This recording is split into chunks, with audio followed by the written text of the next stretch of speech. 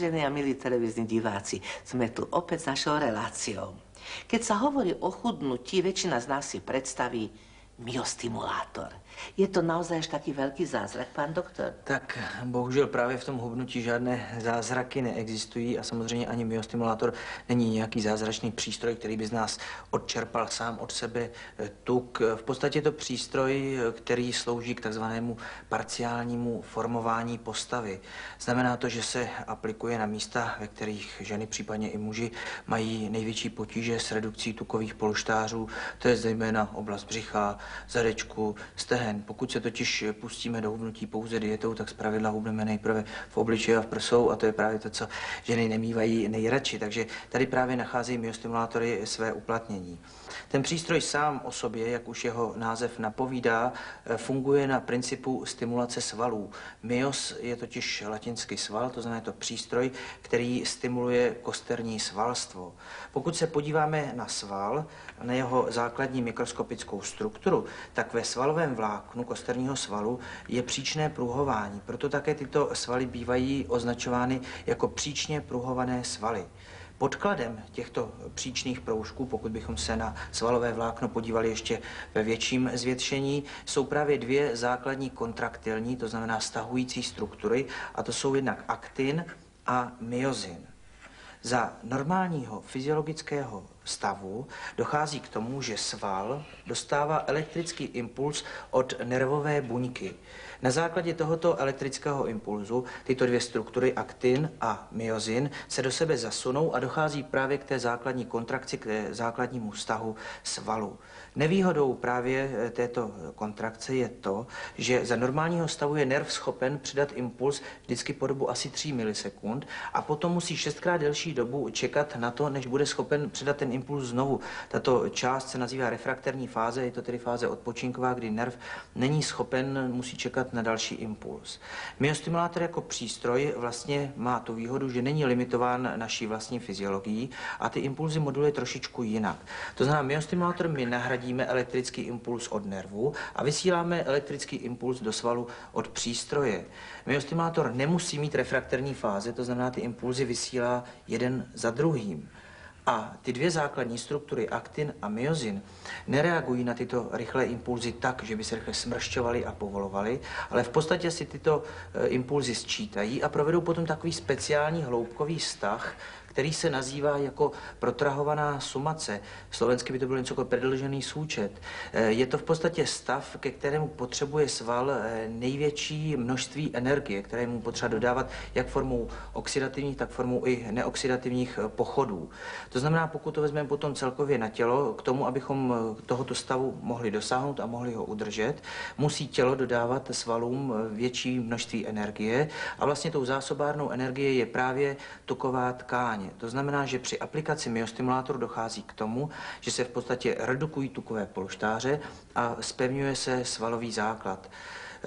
Znamená to, že v podstatě myostimulátorem můžeme nahradit aktivní tělesné cvičení. Ne, že bych chtěl teď tvrdit, že se cvičit nemá, ale v podstatě v řadě případů zaměstnání nebo jiné zaneprázdnění nemáme vždycky na to aktivní cvičení tolik času a tady právě přicházejí myostimulátory ke svému použití, protože v podstatě šetří čas. Jedna 20-minutová aplikace myostimulátoru je po stránce výdeje energie srovnatelná, jako když ujedeme 30 km na kole a přitom pokud použijeme domácí myostimulátory, tak si můžeme tento přístroj připínat třeba při sledování televizního pořadu tak už dost a můžeme vlastně hubnout zároveň při televizi. A teraz naša obľúbená výživárska abeceda. Dnes som pre vás pripravil výborný recept na polievku z kukurice. Kukurica, za ktorú vďačíme importu z Južnej Ameriky, je veľmi kvalitná potrava. Obsahuje kvalitné bielkoviny, obsahuje komplexné sacharidy, ktorých konzumácia zabráni prudkému vzostupu cukru v našej krvi. Obsahuje tiež širokú škálu minerálnych látok a vitamínov, medzi nimi beta-karotén a iné karoténoidy, ktoré nás chránia pred rakovinou. Dôvodom pre obľúbu kukurice v našej kuchyni je jej široké využitie. Dá sa jesť surová, pripravuje sa z nej múka, možno ju piesť, variť, dusiť. Kukurica je čoraz populárnejšia a okrem potravín, ktoré si môžeme pripraviť v kuchyni, sa relisuje z kukurice aj kvalitný olej s veľkým obsahom vitamínov. Kukurica je elegantná rastlina a chutná potrava. Skúste si to. Na prípravu hustej kukuričnej polievky potrebujeme jednu stredne veľkú cibuľu, jeden pór, 2 zemiaky, kukuricu, jogurt alebo sojovú smotanu a petržlenovú vňať.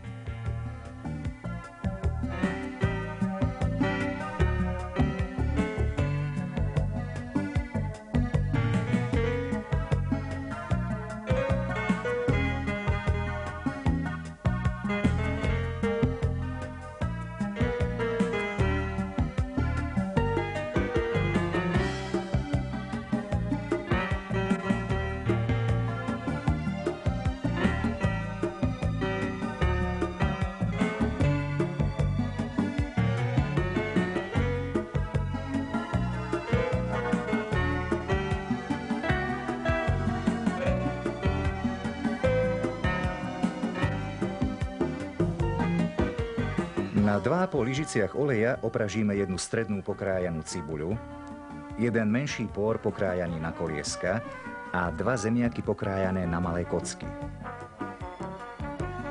Pražíme asi 2 až 3 minúty a pridáme jeden balíček mrazenej lahôdkovej kukurice.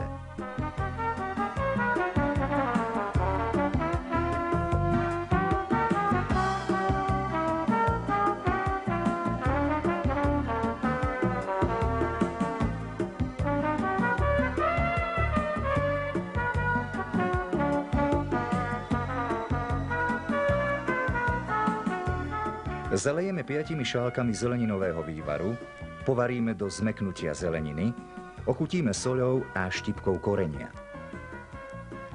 Pred podávaním vmiešame jeden väčší pokrájaný zväzok petržlenovej vňate, podávame s 1,5 lyžicou sojovej smotany či jogurtu. Tí, ktorí obľubujú mexické jedlá pikantné, môžu si polievku dochutiť tabaskom. Odporúčame vyskúšať aj obmenu, v ktorej namiesto zeleninového vývaru použijeme sójové mlieko a namiesto petržlenovej vňate celé špenátové lístky.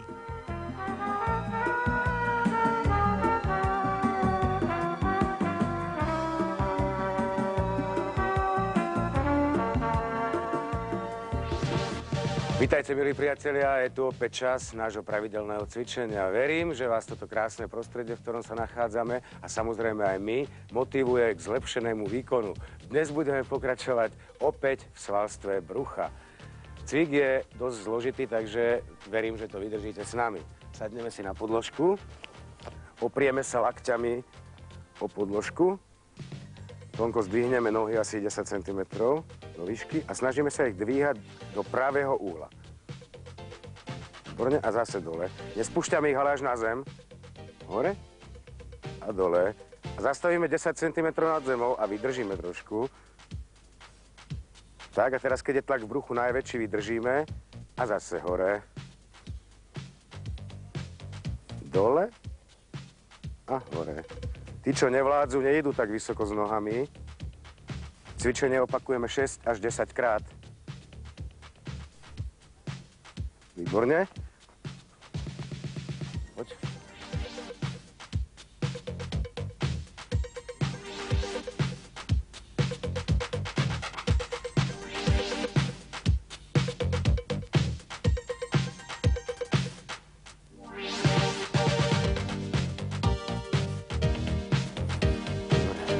Viem, že je to ťažký cvik, ale keď to budeme robiť pravidelne, svalstvo brucha sa zlepší a vydržíme aj viac. Teším sa na stretnutie s vami. Dovidenia.